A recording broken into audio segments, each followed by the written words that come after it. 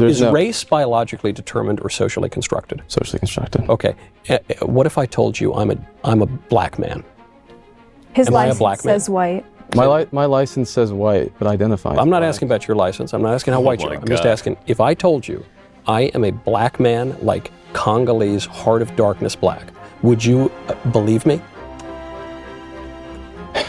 All right, guys, welcome back to the channel. Today we got Michael Knowles talking to a group of college students about, can a woman be a man or can a man be a woman? Boy, I'll be glad when this conversation is over with in our society, but let's dive right in and see what they have to say. Let's go. I don't think human nature really works that way. In what way do you mean?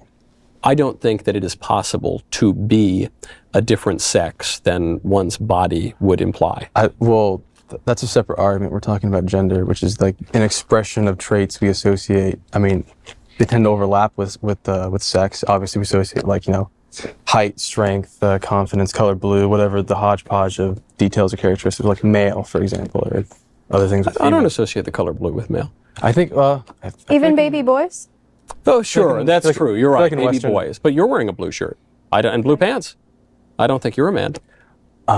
But exactly, like these expressions of traits. But you're saying that there's a distinction between sex and gender, that in as much as a man can, wear pink and bake brownies.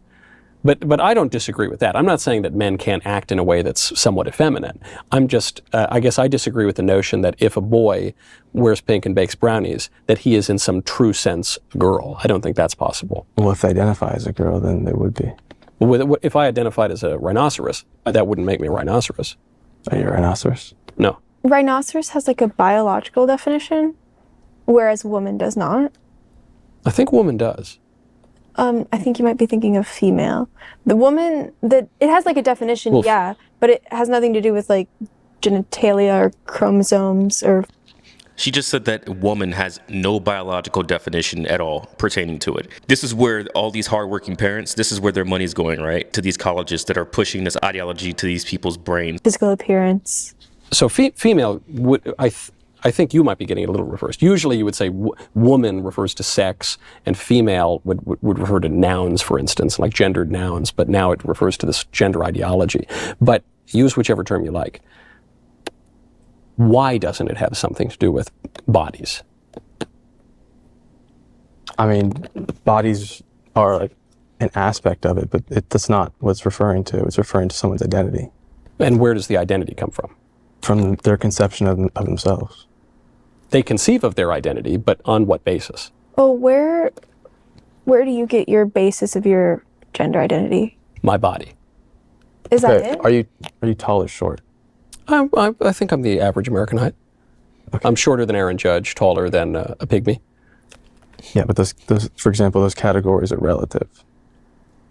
Yeah. Like they can refer, so you're implying that because this thing refers to a body, for example, so does, tall or short, but those categories are relative. They don't refer, there's no absolute tall, like if you're 5'9", you fall into finally short, you finally make it into, it's a spectrum.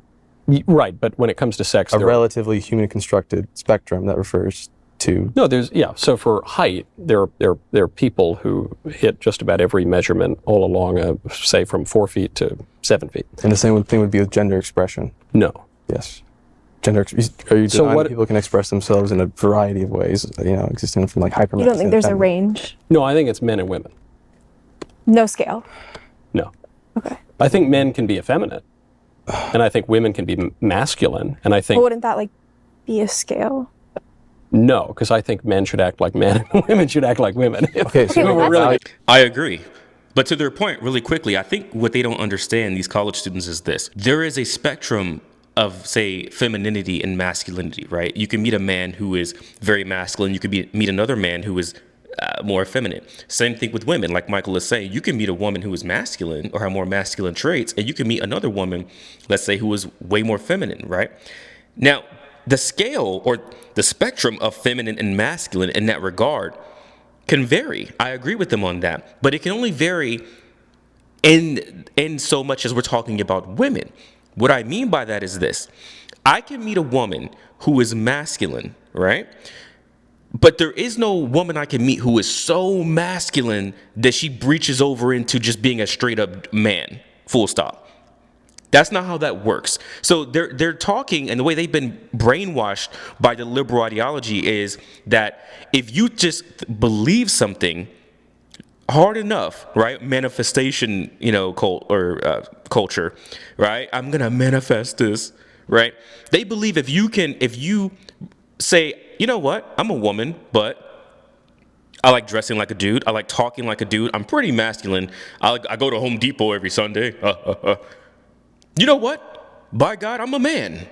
That's what they believe happens. And that's not how that works. Even if that woman did all those things and liked all those things, guess what? She's just a woman who likes all those things and did all those things. There is no scale that you can breach, right? Their ideology sounds like a bad 80s movie, right? If we can get the DeLorean up to so much speed, it'll just take us back. Right? That's not how that works, right? That's Really how good. you, how you think So people should now we're coming act. to a value judgment that they should act, that they can, but they should, Yeah, like I think my eye should be used for seeing. I don't think my eye should be used for playing golf, for instance. I think that things can be known by their function. So if you have a womb, you could bear a child in principle. Maybe not particularly, but in principle you could bear a child. You don't have a womb, and you can't. And this tells us something about your sex, and it tells us something about your gender, Okay. which I don't think are really so neatly distinct. At what line do I stop becoming a woman? Is it Well, I don't think you'll ever stop being a woman. She said, at what line do I stop becoming a woman? There is no line in which you stop becoming a woman. What type of question is that? And I don't say that to try to be mean, but I really seriously want to know what is going on with people nowadays. You really think there's a line in which you can ever stop being a woman? Man, we're cooked if we don't get this figured out, guys. This is basic stuff. We're having to relearn things in our society, in our culture right now that was figured out thousands of years ago. How is that possible? We put someone on the moon in the 60s. That was 50 plus years ago. Now we're back to we don't know what a man and woman is? so? And I think that's a nice thing. I think it's Yeah. good to be a woman. No, I love being a woman. Yeah. I believe these categories we've created that map onto sex of male and female are not useful categories for categorizing people, as evident by the fact that people are actively rejecting these categories. If there's an entire generation of people who are telling you these categories for existing do not work for them, and they're rejecting them. They don't want to exist under them. They feel they don't actually represent them, and they're having to ramshackly construct their own identities. The Olympics keeps redefining sex because they keep redefining what a woman is. And I didn't think that sex could be redefined, but like how they try to determine like if she's a woman enough to play in women's sports, like Because they let that At first it was male like- boxer fight the ladies. well, like at first it was like That wasn't even a male boxer. genitalia, He was. but that got inappropriate. His medical records leaked out of Russia. There was one test in a boxing league, and he's a chromosomal man. Yeah, that's why I think they moved on from chromosomes. Yeah, right, because he's a man. So they said, oh, yikes, we can't have him box the women. Well, before it wasn't chromosomes. They didn't care about chromosomes. Before they people knew wanted what to a man stick and a your woman hand in their pants I and decide. don't know about the Special Olympics. I didn't watch that I think it was the regular It's one. not the special one. or whatever. Buddy said, I don't know about the Special Olympics. Hey, let me tell you something, dude. That's a lot of people acting Special Olympics nowadays. So, to Michael Knowles' point, we didn't need chromosomes or chromosome tests to know who should be boxing who. Like, not even 30 years ago, right? Let alone 1,000 years ago. We wouldn't have needed to do all this. If you are a woman, you fight women. If you're a man, you fight men. How did previous civilizations and cultures understand this without DNA, without testing, without chromosome test? How? How do we have so much more information, so much more technology, medicine, and these things, and now we're stumped on something that previous people knew without all this stuff? Yeah. So anyway, so we did. Okay, I guess we disagree on gender. Do you ever wonder though when you say these categories don't work, they're not helpful, they're not useful? No. Do you wonder why societies everywhere have used these categories, man and woman, for all of history until like 2015 here? And in most parts of the world, they still use those categories. There's a lot of reasons why. Obviously, like a feminist critique would be that, patriarchy, oppression, power, control are the people that they're categorizing. But like maybe in a time they would have been useful, at a time when I think hunter-gatherer societies, when you need, there's an entire sex of people who are generally physically weaker, let's have them stay home and take care of the kids. And there's an entire sex of people who are taller, stronger. It's easy to categorize them because they can do this thing, but we've moved beyond that. But I'm not even talking about hunter-gatherer societies. I'm talking about 2009. Mm-hmm. Well, even a lot of time between hunter-gatherer. People existed. They existed back then too. I don't think they exist now. I mean, they're telling you they exist. Right, but people say all sorts of things that aren't true. The people exist, but they don't. If I told you I were a rhinoceros, I would not be a rhinoceros. I would just be wrong. I mean, sure. Where's the flaw in that logic? I think we just disagree at the reality of the people existing. But you're saying the basis on which you know that the guy says he's a woman, that he is a woman, the basis is that he says so. I'm saying, how do you know he's not wrong? How's he, if I say... I don't think you can be wrong in a socially constructed system. Is race biologically determined or socially constructed? Socially constructed. Okay. What if I told you I'm a black man? His license says white. My license says white, but identifies I'm not black. asking about your license. I'm not asking how white you are. I'm just asking, if I told you I am a black man, like Congolese, heart of darkness black, would you believe me? You could be, I guess, but no. Yeah, I could be, but no. I could be or no. Because I know you. I wouldn't believe you, but yeah, if I didn't. You would not believe me. But it's a socially, I think the construct. It's socially constructed. You're proving the point that race is not a useful construct to have anymore, because it's a socially identifiable category. It's not useful. Not anymore. Meaning race does not allow for any distinctions. It doesn't give you any useful information. You can't draw any conclusions, so you can't say that I am not a black as ink Congolese man. This is the problem with liberal ideology. Because it's not grounded in an objective reality, because it's not principled, it always keeps tripping over itself. This is why these students are on this stage looking ridiculous. Because they believe in an ideology that has no merit, that has no basis in the real world or by godly divine order. They can't answer his question because they realize how foolish it sounds. If race is socially constructed and Michael Knowles says, "Hey, I'm a black man," then by your logic, there's nothing you can tell him. Now, they both just said, "Oh, no, I don't believe you are. I don't believe you are." Why not? Well, I just don't. What? Oh, so you don't believe Michael Knowles says it because you don't think he's being genuine when he says it. But if some random person comes up to you who is obviously white and says they're black, you're going to say, I'm going to believe them because how do I know what's really inside them? Maybe that's how they really feel or identify. Yeah, but you assume the worst out of Michael Knowles when he tells you, but you don't assume the worst out of the stranger who you don't even know who walks up and tells you. What basis would you have to believe that person over Michael Knowles? To say that race has no function and we should do away with it in the modern world is absolutely ridiculous, okay? If a black dude, robs somebody and he runs into a crowd of people and then the police says, what did he look like? And we go, he was a person. Okay, what did he look like? Oh, he looked like how we all be looking. Yeah. Was he tall or short? That's a spectrum. That's a scale. Who is tall? Who is short? Was he black, white? What is race? Okay, you know what? Let him go. If I was the police, I'm like, okay, well, you just got your bag stole. I'm out. Okay, since if you want to play these games, you can't tell me what he looked like, who he was.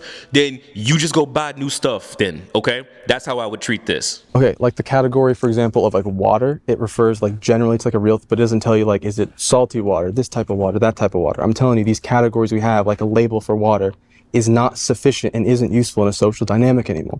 These ideas of there's classes of ethnic people that are black and white and there's a line between it.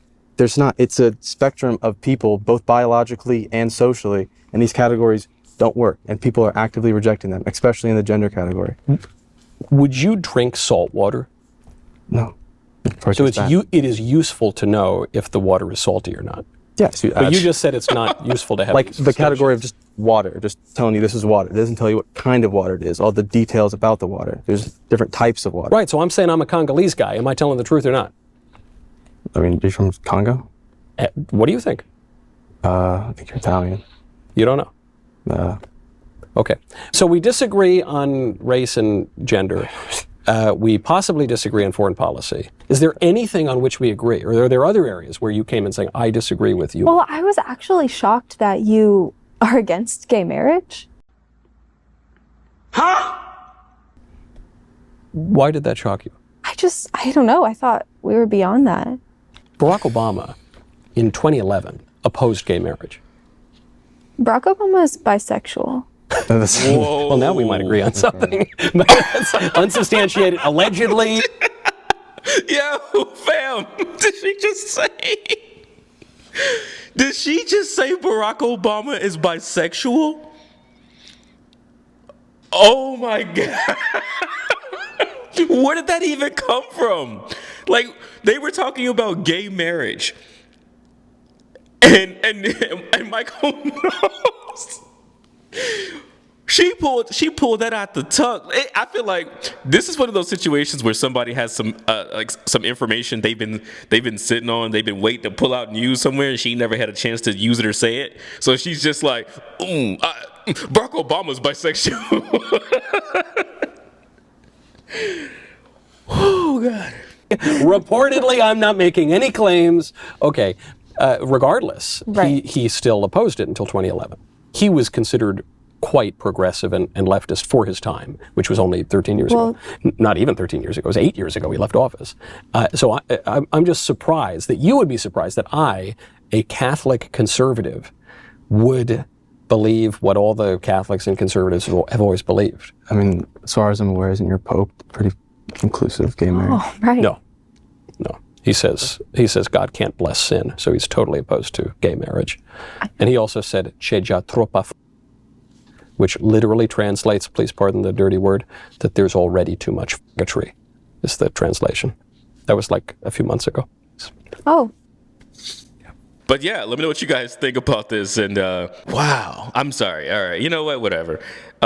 But yeah, let me know what you guys think about this, and please like and subscribe. Drop a comment below in the comment section too. I'm very curious about where you think how this conversation went, right? And I also want to know, do you think that Michael Knowles is a Congolese man? So until next time, God bless. Take care.